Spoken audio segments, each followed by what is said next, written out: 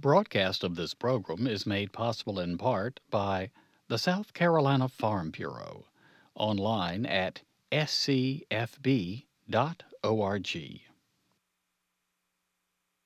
and by the Columbia Metropolitan Airport, online at columbiaairport.com, and by Time Warner Cable, online at timewarnercable.com. Go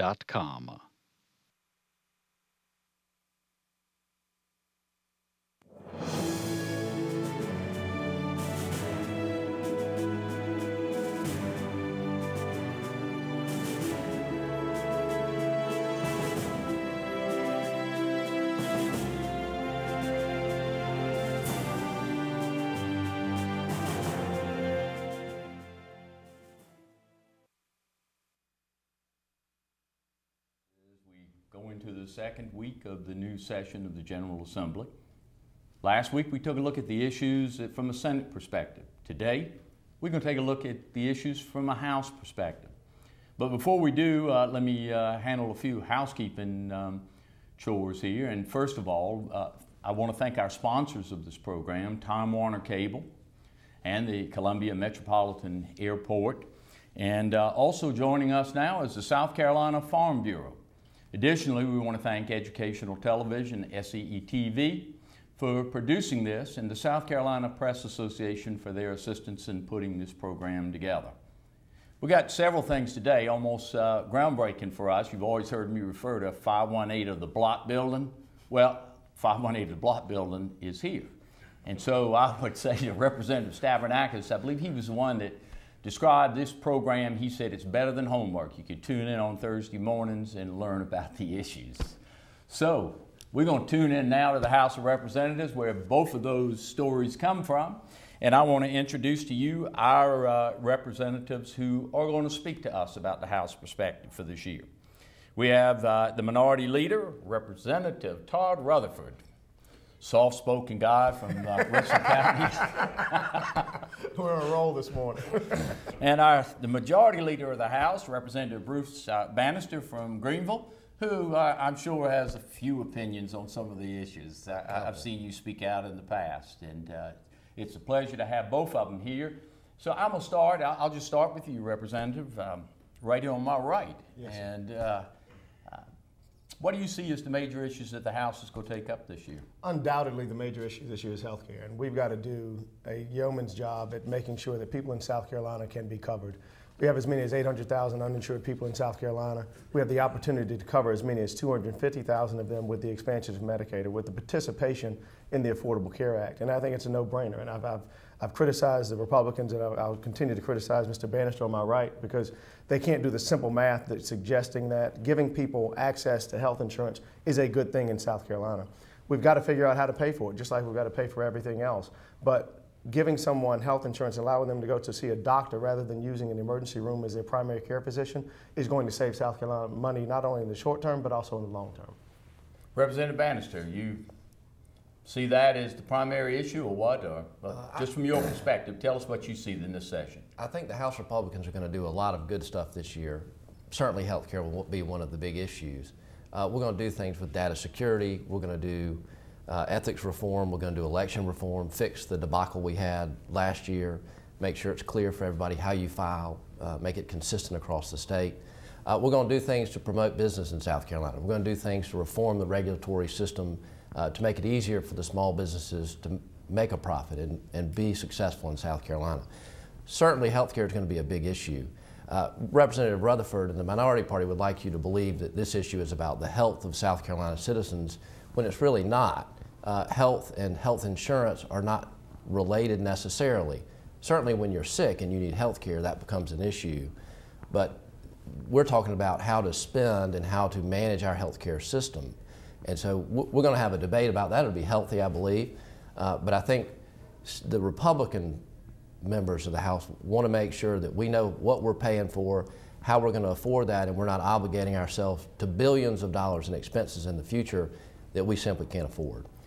As tax reform disappeared, I know a year ago it was talk about comprehensive tax reform Has that disappeared off of the legislative agenda in the House, or what? Comprehensive, it is not. We're going to work on tax relief, tax reform. I think trying to do a comprehensive bill proved last year to be unmanageable. So we're going to take little bites at that apple and try over a course of sessions to do tax reform incrementally.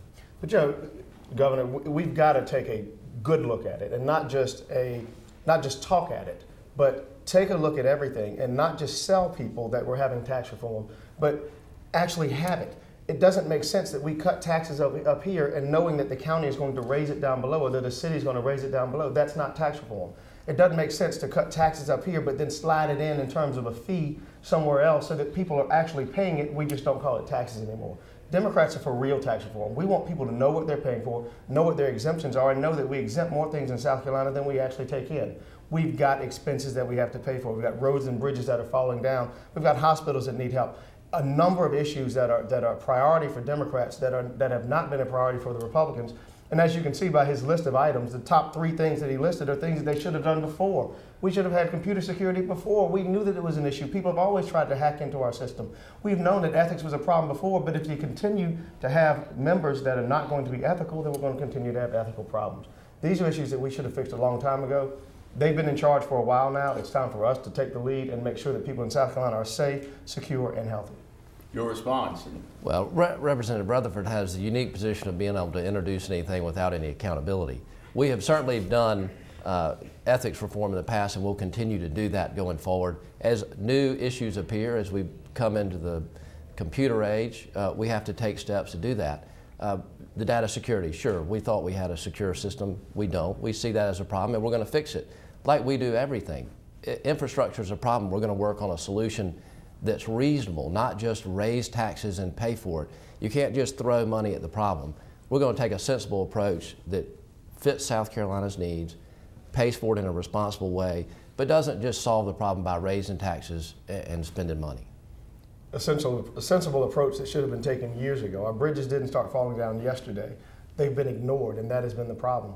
We've got to make sure that, again, both parties work together to make South Carolina a better place. And he talked about regulatory reform. You know, we have a governor that talked about it last night, but whose own agency, DHEC, has seemingly only complicated issues. They've taken a 2-page bill, they turned it into a 30-page bill. I believe you spoke on that last night on ETV. I did. We've got to make sure that, again, we're not only talking about things, but we're actually doing them. Small businesses in South Carolina, we go out and we talk on becoming entrepreneurs to kids. And they go in, they try and create their own business. And as soon as they do, when they hire an employee, they realize that the government comes down on them like a ton of bricks. They want to go get zoning to do something, and the city will come out and say, you can't do that here, you can't do this, you got to have this many parking spaces. It is a nightmare. And so we've got to truly fix that rather than just talking about it. So I do applaud the governor on her bipartisan approach, and maybe that'll take us somewhere in the House as well. Well, let me ask both of you about regulatory reform, and I'll start there with it. It is my observation that DHEC took a 2.5-page bill and turned it into something that would almost choke a mule. And it imposed a laborious task on the home care industry, which in my opinion is going to raise cost. But isn't part of the issue also that the General Assembly needs to amend the Administrative Procedures Act and require itself to vote up or down on these regulations so somebody reads them instead of them just, if one person opposes them, they get hung up on a contested calendar and they go in effect automatically across South Carolina 120 days. Is that something that the two of y'all see that the two parties might be able to come together and really address something true to put the brakes on this spewing of regulations on the public? Absolutely, and as a former member, I'm sure you know that we hear, come July, as soon as some of this stuff goes into effect, you start getting the phone calls and you're like, when did that happen? Then you go back and you look and it's a regulation that went into effect because we never saw it, we never read it, we were not required to do an up or down vote. So I do believe an up or down vote would be necessary to make sure that we can get out of this quagmire that we're currently in. Representative? I would absolutely agree. The way the regulations are enacted, the way that it's always been done, even before the Republicans were in charge, it is a disservice to the citizens. In the regulatory bills you talked about, that many regulations on that short a bill without legislative oversight is a miscarriage for our citizens. And I think we can come together and fix that this session. Well, another set of regulations, and you ought to be able to pick up, I'm reading them now. And another set of regulations was filed this week and uses the word, and both of you have legal backgrounds, it uses notwithstanding any other provision of law and then goes on to set out a regulation. Can you tell me how an executive agency can exempt itself from the statutory law? It's impossible, but it is a perfect example of how they've overstepped what the regulations were supposed to be. They were supposed to be the enactment of the legislative intent in a reasonable way, not legislation from an agency. And that's got to be fixed. And again, the importance of this is that, and some people don't realize, a regulation is a law. And when they say that, they mean that we're exempt from everything else, and this is going to be the law moving forward, and that's scary. I can't find in the Constitution where that kind of power has been granted to an executive agency to exempt itself from the statutory law, its regulations. I mean, that's the way I read it. Let me move on to some other issues very quickly, because one that y'all haven't brought up, so I'll bring it up. I really have trouble understanding why in the legislative caucuses and even with the governor's state of the state, that the Asian populations go double in this state. We have no strategic plan. The programs on community home base have been cut 48%, yet they're 40 times more economical than the alternative, which is Medicaid bed. Everybody talks about health care. Everybody talks about trying to control Medicaid.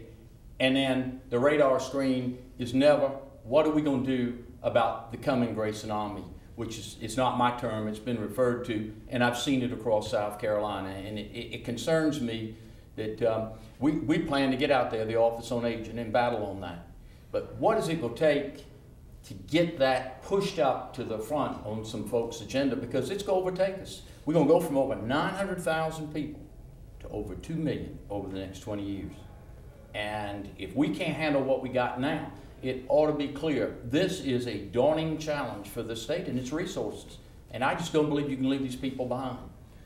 You know, you go from being a guest on a TV show to being a student every time I sit down and talk to you, and I'm sitting here just listening and but you were exactly right. And you started to talk about that last night, and we've got to, again, you've got to start making sure that people are healthy before they get to that point. We've got to start taking care of our elderly. But taking care of them, again, doesn't mean until they get to death's door. We start to wrap our arms around them. We've got to start in advance of doing that. And I'm interested to hear whatever ideas you have, because I know that you're a recognized expert on it.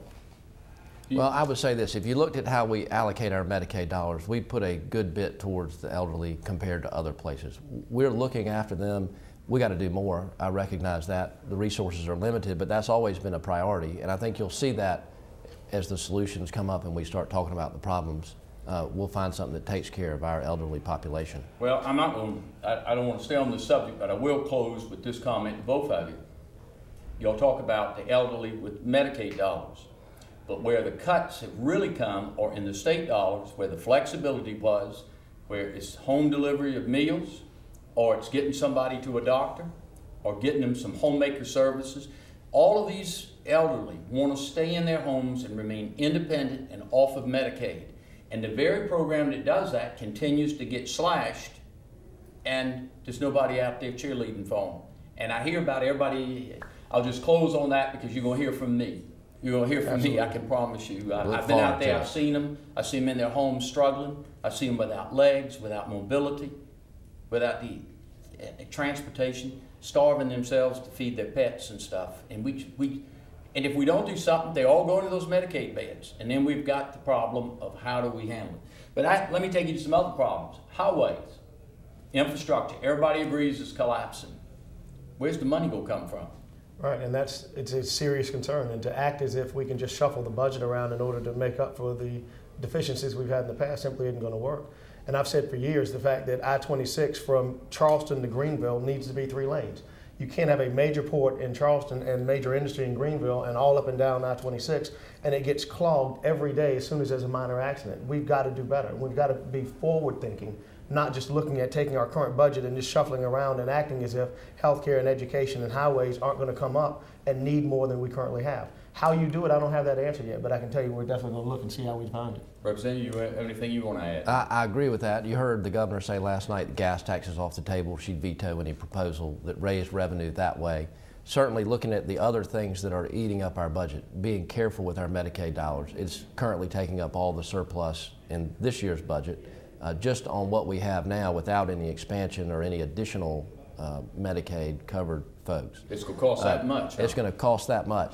So looking at how we manage the other parts of our budget and figuring out what revenue can be allocated to the roads and how we manage that long term is a critical issue. Well, so do y'all see, if we've got that situation, do either of you see the chance for her proposal, I think, to go from to wipe out the 6% in the state income tax? You think that'll get anywhere if you've got that kind of demands on the budget? Governor, I can tell you, as someone that has been around people that pay in that 6%, that cutting 1% from somebody that pays the 6% of South Carolina's income taxes, they could care less. I've never in my time as a member or before that heard anybody complain about paying that 1% of South Carolina's sales tax. Quite frankly, after they get done paying federal income tax, South Carolina seems like a blessing. But again, if you've got a car and your brakes start squeaking and you go in, the mechanic tells you got to fix your pads and you don't do it, pretty soon you got to fix your pads and your rotors. You could have spent $100, now you got to spend $600 fixing the whole thing because you ignored the problem and you thought that you could spend other places and it would just go away. Our problems in South Carolina are not going to go away, they're only going to get worse. And sticking your head in the sand and acting as if the budget that we currently have can simply be manipulated, or we can just start a conversation and it's going to get better, is again not the way to do anything. Do you have any thought on where that might go in the House this year? Or on the roads, it's an interesting example. We, for a long time in South Carolina, enjoyed the federal highway money. Lots of money poured in. We built lots of roads, lots of infrastructure that we couldn't on our tax base support. And now we're faced with that problem. Where do we get the money? How are we going to pay to support all the roads and bridges and everything else that those federal dollars built? And we're seeing the results of taking the federal money long term. I think we're going to have to fix that. We got to do that. Folks are using the roads. It's part of our economy. And we're going to look at ways to do it. And you can't start with a solution without a conversation. So I applaud the governor for acknowledging that problem and agreeing to start talking about how we fix it. And Governor, I'm well aware of the fact that 26 does not go to Greenville, but that 385 spur to Greenville is where traffic, so I don't want anybody to try and catch me on that, but yeah. Let me ask both of you. The South Carolina Supreme Court had an interesting decision for this year, and it dealt with the issue of in-home gambling and whether or not that the statute that we currently have is antiquated. It's my personal belief when I look at it, it's got a constitutional problem to it, and has had for years. And the court has essentially said, the issue really wasn't performed, but here's your warning. If we get the right case, we're going to strike down the gambling statute because it's unconstitutional. So do you think the General Assembly will be proactive on that side, or will it take a strike down of that statute for that issue to get addressed as to whether or not people in their home, if they're playing penny poker and it's not an enforceable debt, can the General Assembly tell them what to do in their homes? You know, I feel like I need to take off my jacket at this point and deal with it. Well, because there's this William Wallace caucus in the South Carolina Senate, and they talk about being conservatives, and they talk about all these conservative credentials. And I come to understand that a bill got second reading, I don't know if it got third, in the Senate that deals with sweepstakes. And the William Wallace caucus would have made William Wallace feel like that moment in Braveheart where he was talking to all the elders and they all of a sudden turned on him. That's how he would have felt that day when he watched the South Carolina Senate vote, the conservative body that it's supposed to be, vote to tell people how to spend their money. Because if people want to go out and they want to gamble, if they want to play sweepstakes or whatever it is, that is their business. And that should be a conservative ideology. That's not something that liberals propose, but that's a conservative ideology. And the vote was, I believe, initially 40-2, and then it was 39-3 with Tom Davis, to his credit, coming in and saying that he would have voted no on it. But again, gambling is something that if people choose to do it, it is up to them. And this is me as an individual member speaking. But I watched that sweepstakes debate last year, and you're going to have to cut me off on this, so just let me know. But the sweepstakes debate last year, as it came up, and the chief of SLED came to the South Carolina General Assembly, and he said, we need this law changed. The General Assembly refused to do it. And he went out and arrested people, seized their property, put people in jail, and did all these things, even though we didn't change the law. And then came this year and said, well, now if you change the law, it'll make it even stronger. But you already locked people up. You took their property, and you're coming again and now telling us to change the law? Well, if it was right then, it should be right now, and we shouldn't have to change anything. And the William Wallace caucus just went along with it. I don't get it, and I don't get how, and the definition of Republican in name only comes to mind when people talk about being conservatives, but they turn on themselves and they vote to tell people what to do. And my guess is it's going to happen in the South Carolina House as well. that they're not going to take a stance and say that, because in South Carolina it is illegal for you to play Uno, it is illegal for you to play Monopoly, it is illegal not just for the penny games, but the Pepsi machine that is in Columbiana Mall where you can play a game and possibly win a free Pepsi is illegal. McDonald's pull tabs are illegal. Chuck E. Cheese, where I go with my 2- and 3-year-old, and Frankie's Fun Park, do illegal games, and if you don't believe it, we should start the Bruce and Todd show, and we'd have this little gaming center where you play not quarter and 50-cent games, but you play $5 games and win a TV set. I bet SLED would come in and shut us down. The law is not clear. It needs to be, and we need help from true conservatives who are going to take a position that says government should not be able to choose winners and losers. The government needs to be clear on its focus and tell people exactly what the law is and follow the law itself. Representative, I started out home gambling, we're now in sweepstakes too, so you can take either one. Let me say this. I agree with Representative Rutherford that the law is not clear right now. We need to fix that. You can't have different enforcement in different counties. You can't have one machine okay and Greenville not okay. So did SLED overstep their bounds? I believe that the law is not clear, and we need to make that clear. And so we need to figure out what is and what is not okay, and then we need to make it clear for everybody. So SLED's not confused when they're going from one to the other. But if SLED has seized property and put people in jail, have they not been clear, so they think?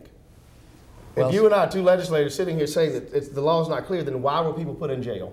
Why was their property seized? It would certainly be an issue that we have to deal with, to say that you didn't get arrested in one county and you did in another county, and for some reason there's a difference. I think it needs to be a uniform, clear law that all of us can follow, or some mechanism by which you can determine ahead of time, before you invest in the machines, or before you decide to have a raffle at your school, or before you play penny poker. There ought to be some way to say, is this or is this not okay? So it's a clear ahead of time, before we have South Carolinians exposing themselves to what they believe to be illegal activity that's not. Well, and you brought up an interesting question I want to get into, because it's something dear to my heart and also to seniors' hearts across South Carolina. I think we're one of only two other states that outlaws a raffle for nonprofits. The state of South Carolina can sell raffle tickets for multi-million-dollar prizes all across the convenience stores of South Carolina.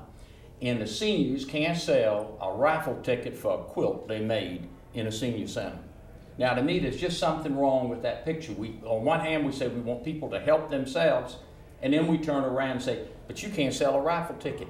I don't know if a soul has become an addictive gambler of buying a ticket for a cake or a quilt or something. Where do y'all think that's going to go? I mean, this raffle thing, the people want to vote on whether or not they have a right to a raffle in South Carolina. It's going to take a constitutional amendment. And they Governor, you're a student of history. A long time ago, the beginning of the state, when we started working on the Constitution, raffles were a big problem. Had a lot of folks coming down pretending to run raffles, awarding no prizes. A lot of people were being built, and that was seen as a problem of the day, and they just prohibited it across the board. Absolutely, we need to figure out, do we have raffles or do we not? How do we deal with that? I feel for the senior center folks, but I don't feel for the folks out there trying to take advantage of people and sell tickets if there's not going to be a prize, or in a way that it's a profitable deal where there is no real reward. So while we got to be careful, I agree it needs to be addressed. I'm encouraged to hear the majority leader say that they're going to work to make sure that happens, and we'll just see whether this law is not new. We've known this for years, but we see no movement. And to hear him say that, hopefully we'll see movement this year and try and make what people do on an everyday basis, what they can know in advance, whether it's legal or not. All right, very quickly, let me just hit a couple other things. The funding of higher education.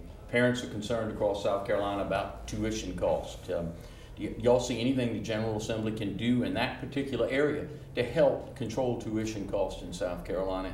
You know, the increases, because it affects the accessibility of higher education for families across South Carolina. Either of you want to comment on that? Well, I do, just briefly. And I was disappointed last night to not hear the governor talk about that in the State of the State, the link between higher education and bringing in industry, because they're concerned and they want to see. And again, the conversation with AT&T where they suggested that they're interviewing 11 people for every one person they hire to get the educational equivalent of the person that they're looking for. We've got to make sure that tuition does not go up to make college unreachable. But we've also got to address the concern that colleges, some of them, are getting so expensive that it's not worth it for an individual to go to college, leave there with $100,000 in debt, and they can't find a job paying $20,000 a year. So we've got to make sure that we're looking at that balance but funding things appropriately. Representative, Governor, you asked about tuition. Tuition appears to me to be a product of the market. They look at what people are willing to pay and how that ranks them and who they attract and who they don't. When people stop applying and don't want to go because they can't pay the tuition, then the tuition comes down. It's just like the price of anything else. When the people are graduating with too much debt and they say, gosh, don't go there, you're not going to be able to get a job, it's not worth it, the tuition goes down. Either we have to take control of the tuition, which I don't believe the House Republicans are going to support, or we have to recognize that that's a market issue, that it will never get so high that people can't afford to go, because that cuts off the colleges. They need the students, and they're going to price it for what the market will bear. very quickly, we just got a few remaining minutes. An issue that's important to the governor is the Department of Administration. From both of y'all's perspective, what do you see in that particular issue? We could certainly organize our government better. And the House passed a bill last year. The Senate almost passed a bill last year when we sent it back to them. I see us working on that this session. I expected some early consideration in the Senate. I think the House Republican caucus is waiting on the Senate to send us a bill to work on and see if we can find common ground to do that. Yeah, I do believe that the majority caucus and probably the Senate are going to do all they can to make sure that one person in this state has all the power, since everybody believes that makes her accountable to somebody. I disagree. I don't know that government necessarily runs better by consolidation of power into one individual, but I think that it's probably going to happen this year. Well, and let me ask you, one of the issues that came up over the last several years and is woven into this, if you remember several years ago in the previous governor's administration, one of the largest, if not the largest, deficit in South Carolina history occurred at HHS when they overspent by $222 million, $250 million overspend over what the General Assembly gave them. And the Budget Control Board went and approved the bailout. General Assembly never got to vote on the money. So I would ask both of you, from your caucus's standpoint, what do you think about prohibiting deficits unless they're approved by the General Assembly? Why should the executive branch be able to approve an overspend that they did? I agree. But you've made the point about the Budget Control Board being a problem, and that is that it's some super executive legislative branch that can make decisions without the General Assembly. Certainly I would support a bill or a law that says nobody deficit spends without the General Assembly approving it. And I think that's a reasonable and smart way to go in operating government. Representative? I agree. I totally agree. I mean, we talked about that several times when they did it and couldn't believe that they had the audacity to run a deficit that high and just get it approved and keep on going.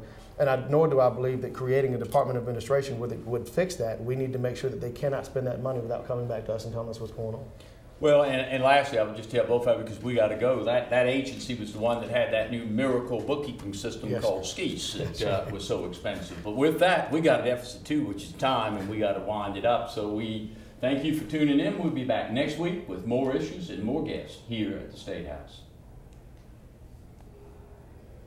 Broadcast of this program is made possible in part by the South Carolina Farm Bureau, online at scfb.org, and by the Columbia Metropolitan Airport, online at columbiaairport.com, and by Time Warner Cable, online at timewarnercable.com.